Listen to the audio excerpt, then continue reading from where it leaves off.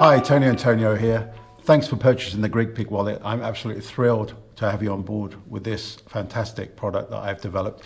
For those of you who don't know me, I've been making leather goods for magicians and mentalists for a number of years now, and I came up with this idea many years ago, and I'm really pleased to see it come into the real world, into the hands of you working people, amateurs, professionals. I want to get this out for everyone to use. It's a fantastic product. I'm sure you'll love it as much as I do. Okay, you've just received your package. You've opened the box. What have we got inside? Let me quickly show you what we have here. This beautiful minimalist wallet that I've designed, and it performs an amazing function. As you know, it's a wonderful clear peek, a full peek of a full billet. So let me show you exactly what you get. Now inside the wallet itself, you'll have a fake credit card. It's a piece of plastic here with apparently part of a credit card on the top here, and that serves the purpose of creating an illusion whereby you would take a card, a billet, place it between apparently a couple of cards, and yet you're still able to get a full peek just by this action here. Now I'll show you a bit more about the handling in a moment, but just to show you that that creates the illusion and everything seems absolutely above board. So let's have a look how you set up your wallet. Take any credit card that you like, any spare credit card, and place it in the pocket above. Now this creates an illusion of when you place your billet into the wallet, it is sandwiched between apparently two credit cards, creating the illusion that it's completely sandwiched and you cannot see anything in any way, shape or form. Then all you have to do is take a spare bill, $1, $5, $10, £20, any currency, place it in the back, and now you're ready to go, set up to perform any routine that you feel that you want to perform.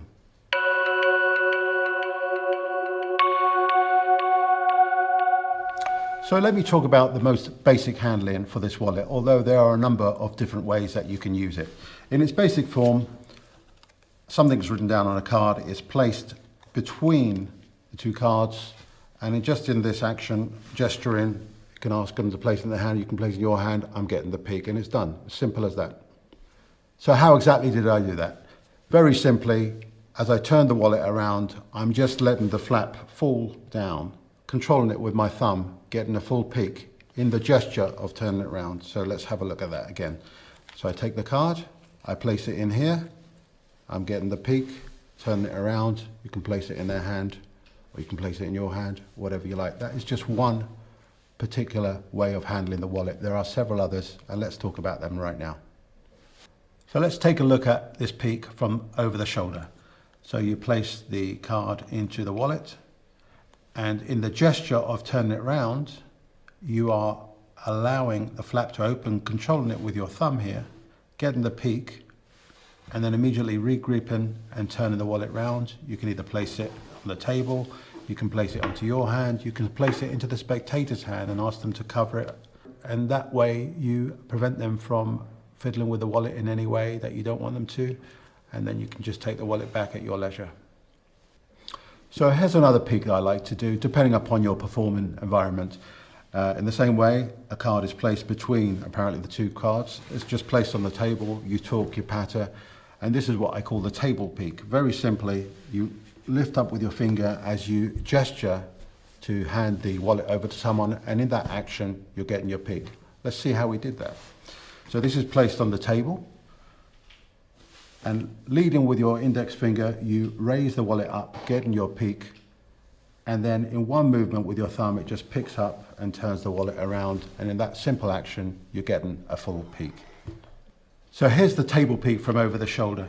So the wallet is placed down on the table in this orientation, and with your index finger, you just lead and you put your finger into the gap that is naturally between the wallet and the table, and you're literally lifting up, getting your peek. Immediately with your thumb, you're re-gripping and turning the wallet over, either placing it into their hand or placing it aside, and it's as simple as that.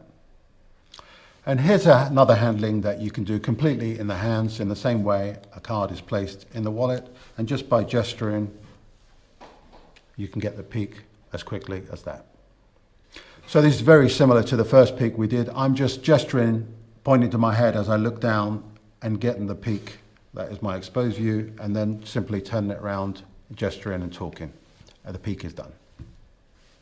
So let's take a look at the gesture peek from over the shoulder. Again, very simple. All you're doing here is tapping the side of the wallet. This also serves as covering your angles, and you're apparently just tapping the wallet just to get your peek. And it's as simple as that, and very, very clear and very simple. Another great feature of this wallet, something that I thought about right from the start, I wanted to create a motivation for you to get the peek. And that's why I devised this money clip on the back. This enables you to, in the action of perhaps removing something, in this case a dollar bill from the back of the wallet, to get your peek, a perfectly natural motivated action for you to perform. And here's what it looks like. Simple as that. So here's the exposed view of exactly what happened. In the action of apparently removing the dollar bill that they've seen on the back of the wallet, I am tilting the wallet back, getting my peek, and immediately coming forward, bringing the bill out. Seemingly everything is as it should be. So here's the over shoulder, the look of the money clip peek. As you remember, the motivation here is for you to be able to remove something from the money clip. You start off in the position that you can see here, and in the action apparently of removing, for example, the bill here, you are getting the peek. So in real time, this is how it works. And it's as simple as that. And here's another handling. Very simply, you just pinch the wallet from the top right-hand corner, and in that action, I'm getting my peek. As simple as that. And this is what exactly happens. You just simply let go, you get your peek, and then you close it up. Now what's important here is that you keep this wallet absolutely perpendicular to the floor. So in this way, I'm getting the full peek right here, right now. What's important is that you don't tilt the wallet in this way or forward in order for you to expose the flap. So here's another peek I like to call the pocket peek. And it's based upon the basic handling, and the motivation here is that you're placing the wallet into your pocket, and in that action you're getting your peek, and this is what it actually looks like in real time. So exactly what is going on here, you can probably work out the action of literally placing it into your pocket. As you do, the flap opens, you're getting your peek, and you're immediately closing it and placing it into your pocket. So of course another variation is using, perhaps if it's on the table, you can in the same way place it into your pocket, and in that action you're getting the peek. Depending upon which pocket you'd like to place the wallet into, you can vary the handling. If I want to place it into this pocket, in the same way I'm getting the peek. Simple as that. And here's a look at the pocket peek from over the shoulder. Again, simply as you go to your pocket, you're allowing the flap to open and placing it into your pocket, and the action is very simply as you would do naturally, placing the wallet into your pocket. Now here's something you'll notice straight away is that whenever I get a peek on a business card or a billet, I always remove the billet or the card from my wallet in the first place. Now for me that's important because eventually it's going to end up back in the wallet, so it starts from the wallet, it goes back into the wallet. That's where it should be. And my idea behind this is that I take the card, they write something down, I say, look, we'll put it back here where it came from. If we need to get back to it, we can, and we'll go from there. So how do we make sure that we orientate the card going in so you can get the peek in the correct orientation? So it's very easy when you have a printed business card because you can track the way it goes in. In this instance, you see my card here, I just place it in this orientation. So I know whatever is on the back will be revealed in that way. But what if you're using a blank card?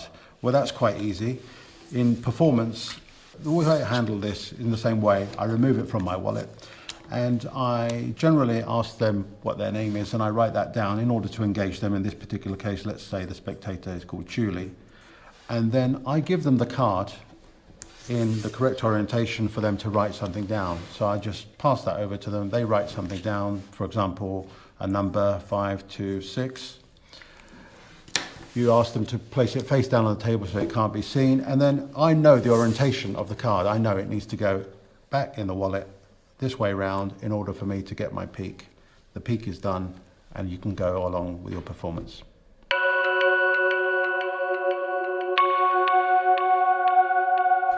Danny, we're going to try something here if you don't mind. I want you to think of a 3-digit number in a moment, and I'm going to have you write this down on, I've got, let's see, a loyalty card from a coffee shop. Now, on this side, you can see I'm 2 away from a free coffee, so maybe not right on that side, but here, just go ahead and write any 3-digit number that you like, and when you've done that, I'll tell you exactly what we're going to do, okay?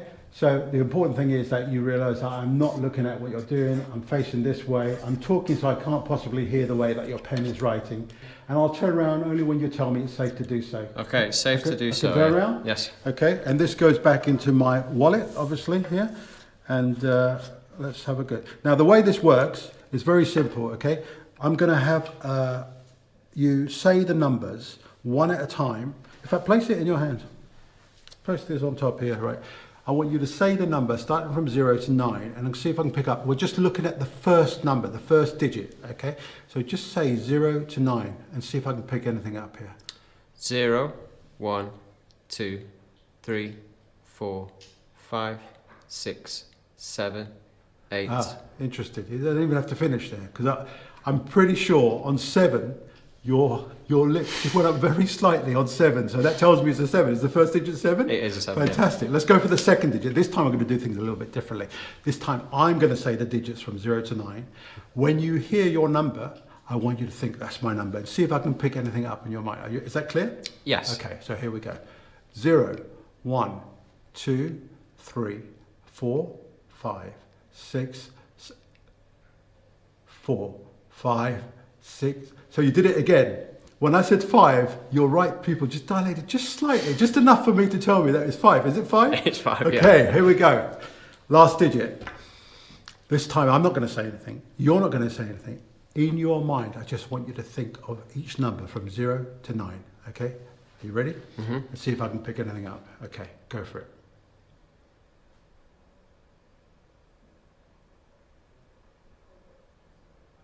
Interesting. You had a very steady beat through all the numbers, and right at the end you skipped really fast, which tells you skipped fast from 8 to 9, which tells me 9. I mean, is it right? Is it a 9? Yeah. Is it 759? It is 759. Yeah. Fantastic. 759. Yay! We got it right. Thanks a lot. Thank you. So let's talk about the explanation for this basic routine. It's a simple 3-digit number reveal, and this is how it works. So you take the card out of the wallet. You ask them their name. In this case, the spectator, let's say, is called Julie. I write their name down in order for me to understand the orientation of the card when it goes back into the wallet. They write a number down, for example, 3 to 6. They place it down, face down on the table so you can't see. I place it into the wallet. That goes in there. In the action of turning it around, I get my peek. I now know that number. I know exactly what they wrote down. I've seen it's 326. So very simply, in order to divine the number that they've just written down, a basic routine that I perform is that I explain that I don't believe in mind reading necessarily, but I kind of buy into the idea of thought reading, and this is what I say to them. I want them to just say the number out loud from 0 to 9 and see if I can pick up on anything that they say. So they all say 0, 1, 2, all the way through 9. And I pretend that I've picked up on a particular number, whatever excuse I might make. Their eyebrow raised up a little bit, their mouth went up a little slightly, their nose twitched to the left a little bit. Whatever fake excuse you want to make in order to make it a performance piece. And the second number is revealed. This way you don't ask them to say the numbers out loud. This time you might say the numbers out loud. So I might say 0, 1, 2, 3, and watch their face and see if there's any facial expression, something I can apparently pick up on. And that could be anything, again, anything that you choose to be. Perhaps they smiled at a certain number. And the last number, I don't verbalize it at all. I ask them just to think of the number. But when they think of their last digit, just to really think in their mind, that's my number, and see if I can apparently pick up on it. And by that way, you get a nice little performance piece, and apparently you divine the number, and without referring to the wallet in this case, you just say, okay, I'm pretty sure I'm going to commit myself here. It was 326, right? Am I right? 326? They agree it's 326. You can, if you want, take it out for confirmation to show everyone the number is 326. Alex, Hello. Thanks for helping today. Yeah, not at all. Alex, let me ask you something. I'm going to take you back to perhaps when you were at school, okay? And I want you to think of someone. In fact, let me first write down your name here, Alex. Alex? Yes. I want you to think of someone you perhaps went to school with, someone that you haven't seen maybe for a long time, maybe someone you've not even thought about in years. And I'm going to turn my back. I want you to write down their name nice and clear here so we can show the camera if we need to. And then when you finish, make sure you turn the card upside down so I cannot possibly see it. I'm going to turn my back. Okay. Just let me know when you got that. And we'll go from there if you don't mind. Okay, it could be someone that you were friends with, someone that you didn't like, it could be a teacher, it could be anyone really. As long as we know that that person is clear in your mind. Okay. Have you got that? Yes. Can I turn around? Is the paper around the other way? Yes, it is. Fantastic, okay. And we're going to put this Alex back exactly where it came from. Now Alex, what I want you to do, if you don't mind, just try and think of, in fact, hold your hand up for me if you don't mind. Place your other hand on top like this, okay. I want you to think of the person now. Was this a person that you were friends with at school? Did you like hang out with them a lot? Is it a girl? It is a girl. Yeah. I'm not sure if she had blonde hair or not. She may have been dark hair, but I think it's probably darker hair. I'm right. Yeah, darker hair. And you haven't seen this person in a long time? No. So if this person were to walk in the room right now, obviously that would be a great surprise, and you'd probably say, Tony, meet my friend Sophie. Is it Sophie? It is. It is Sophie. Yeah. Fantastic. Yeah. Excellent. Let's have a look here. And you wrote down Sophie. Fantastic. Yeah. Thanks, Alex. So naturally, you can retrieve any piece of information that is written down. I just showed you a number reveal. Let's talk about perhaps a name reveal. In the same way, you can take the card from your wallet and say you're working to George. George, write down George. And you ask George to perhaps think of someone they went to school with, perhaps a friend they haven't seen in several years. They might write down that name. In this case, let's say it was Martin. You ask them to place it face down on the table so you cannot see what is written down. You place it in the correct orientation, as you've recognized, as we've done before. That goes in there. You ask them to hold out their hand. You get them peek, place their hand there, and you go through your reveal. This is your opportunity in order to create a performance of the whole experience.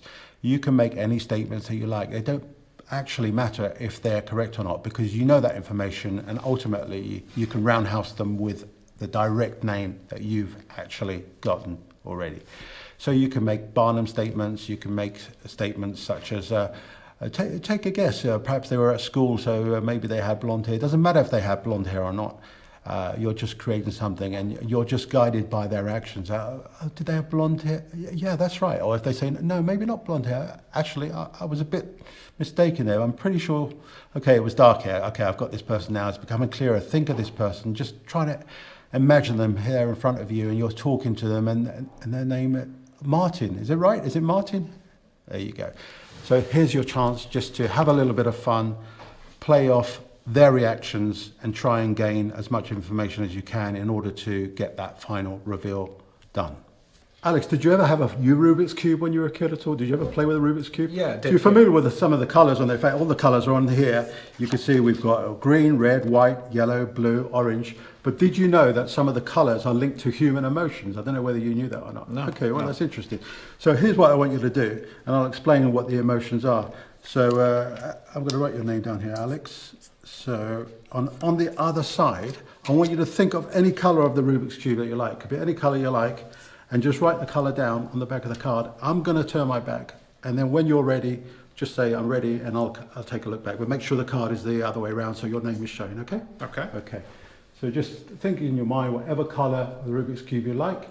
Could be any of the ones we've mentioned, white, could be blue, could be red, could be yellow, could be orange, could be green, whatever you want. It's entirely up to you. Okay. You done that? Is Yeah. the card facing down the other way so I can't see? It is. Okay, fantastic. And obviously this goes into the wallet where it came from. And actually I'm going to give you a little prediction as well here, ahead of time here. So I'll leave that on the table. Now, here's the interesting thing. I don't know if you knew that green is actually linked with disgust. Did you know that? No. No. White is happiness. Yeah? Okay. Red is anger, as you probably expect. Blue is sadness. Orange is fear. And yellow is surprise. Okay. Did you know that? No, I didn't. What colour did you pick? Yellow. Yellow, Yeah. which is surprise. Yeah. And I had that prediction before we have a look what that says and show the camera. What does it say? I will be surprised. Oh, there you go. Thanks for helping. Yeah, thank you. Thank you. So here's the explanation for color emotion routine. In your downloads, you will receive the PDF of this, and you can choose to, as I have done here, laminate it and use a dry white marker, or you can choose to print it out and give it as a giveaway.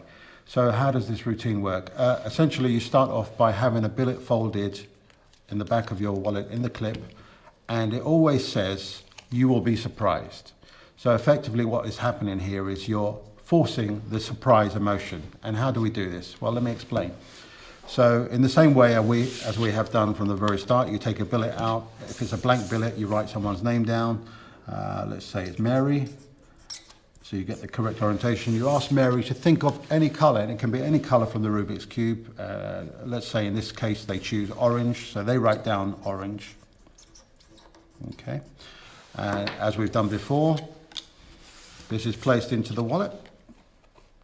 Okay, that goes in there. Now, as I remove the prediction, I ask them to hold on to this prediction that I've written. I've gotten my peak, so I can now see that's orange. So all we have to do is talk about, and you can jazz this up as much as you like, you can talk about the various emotions that are linked to colors. So essentially what you're doing is forcing the color that they wrote down, linking it to surprise. So we'll just go through, for example, you might say, okay, a lot of people might think that red is attributed to anger, and you'll be right. Okay, so red is anger, green is disgust, white is happiness, yellow can be sadness, blue can be fear, and orange would be surprise. What color did you choose, Mary? You chose orange. Okay, orange, surprise. And have a look at the prediction that we wrote down before, and of course they open it up and it says you would be surprised. Now what's happened here, as you probably realize, whatever color they write down and you pick, you always force that to be surprised. Now say for example it wasn't orange and it was a different color. Just rub this out, and you're free.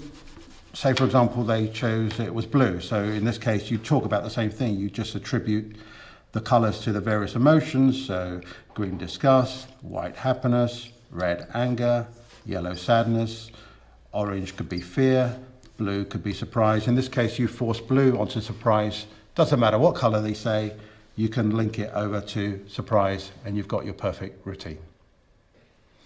Alex, we're going to try something a little different here, if you don't mind. We've got some magazines here, 3 magazines. Each magazine's got, I don't know, roughly 100 pages in each one.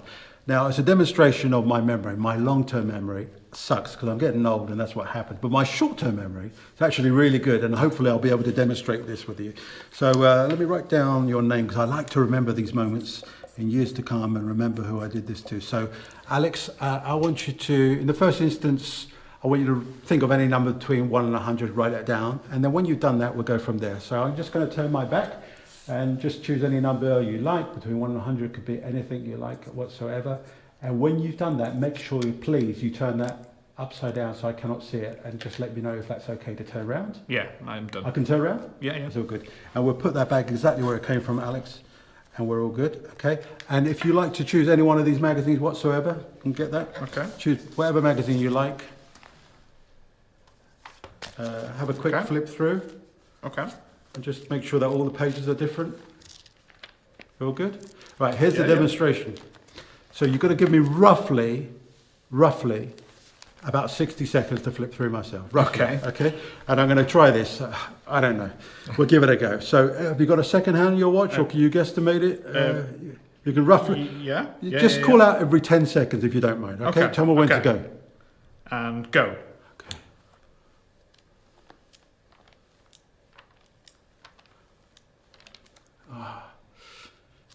Okay, 10. That's 10, oh God.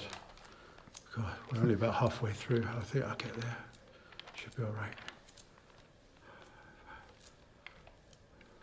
That's 20. That's 20 already? Yeah, gosh.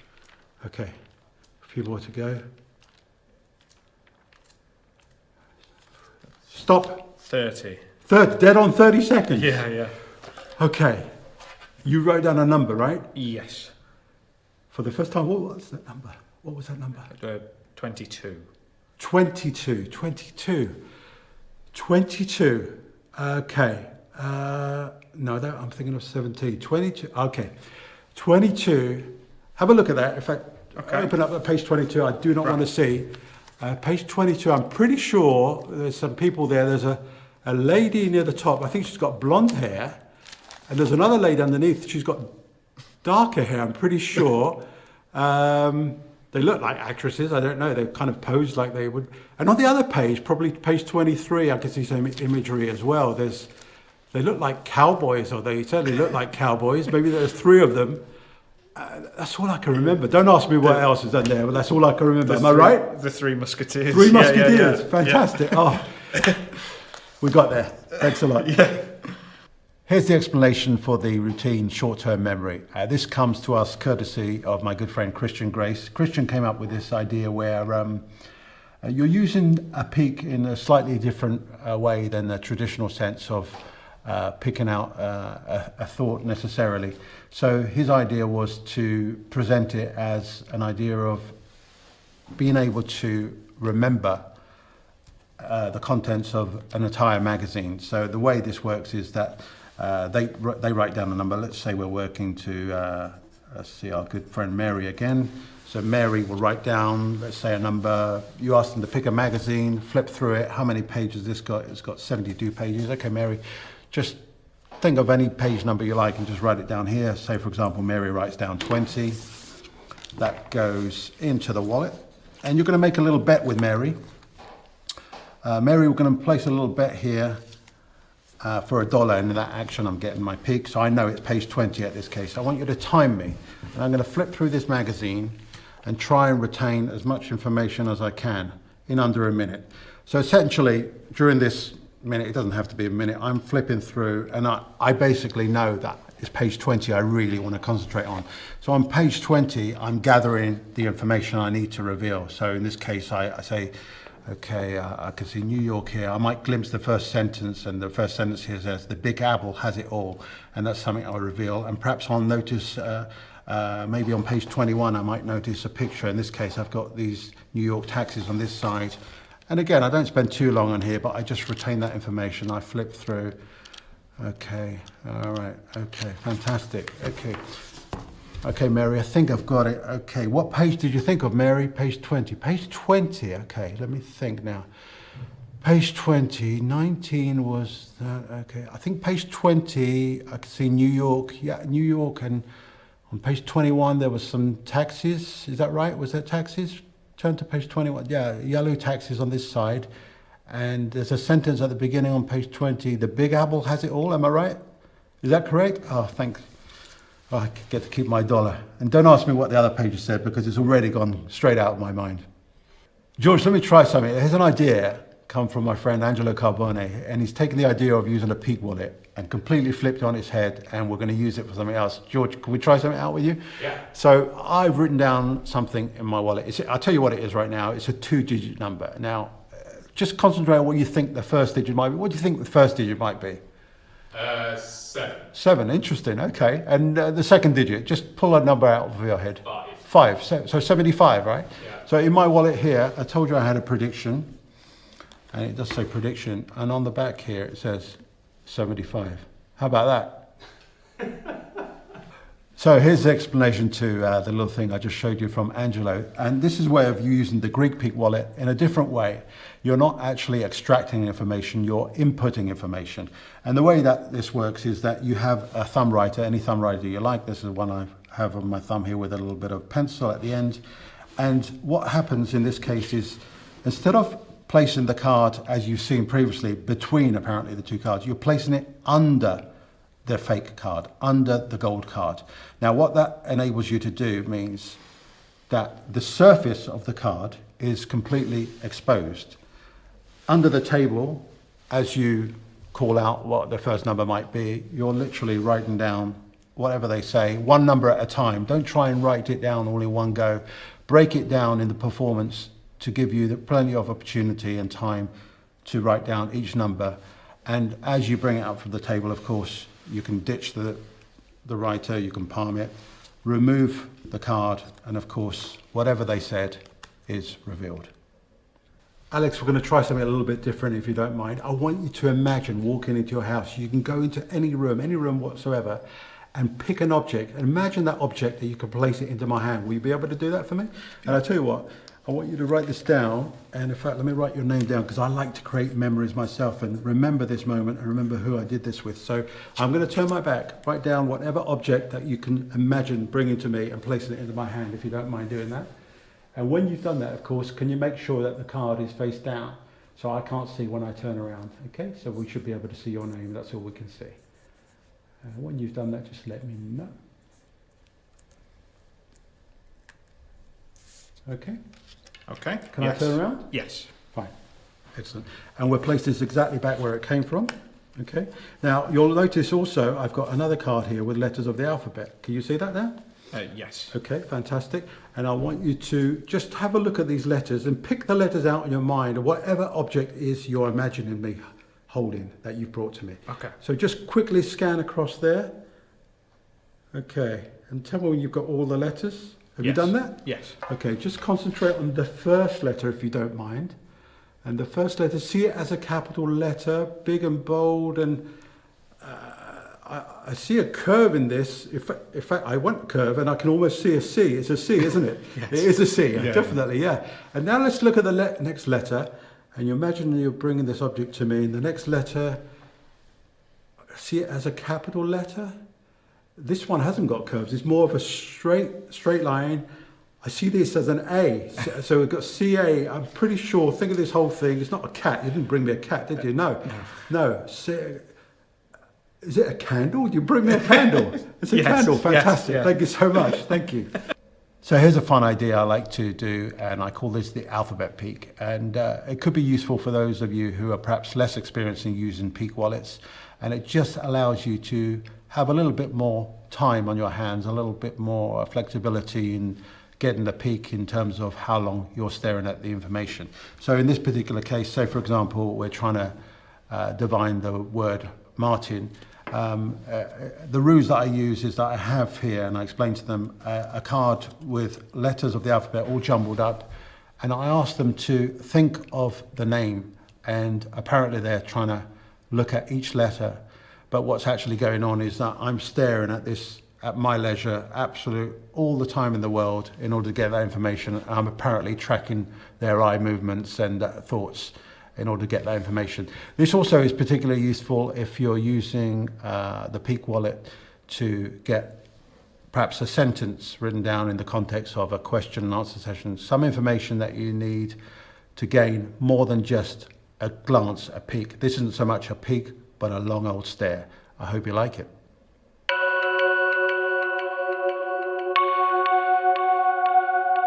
So let's talk about a couple of tips here regarding angles. The first tip I'd like to give you is to try and keep this reasonably close to your body as you can. That naturally means that your angles are covered in a much better way, rather than bringing it straight out here and you're exposed and open up to anyone who might be over to the side. The second thing, and really important, I think we've already covered, is the way that you orientate this towards your spectators. You don't want to tilt this. You don't want to be tilting it over to the left or the right. But something you can be aware of is just by the natural gesturing, you can kill a particular angle as you open the flap, just by putting your hand in front of that and re-gripping the wallet, and you'll find you're covered for most performing situations. Thanks so much for supporting this project. I'm really proud of it, and I hope you like it as much as I do. I'd love to hear your ideas. Please contact me if you come up with any great ideas or routines. You can find me on Facebook. Just search for The Mind Hacker, or my website is themindhacker.co.uk. Thank you so much.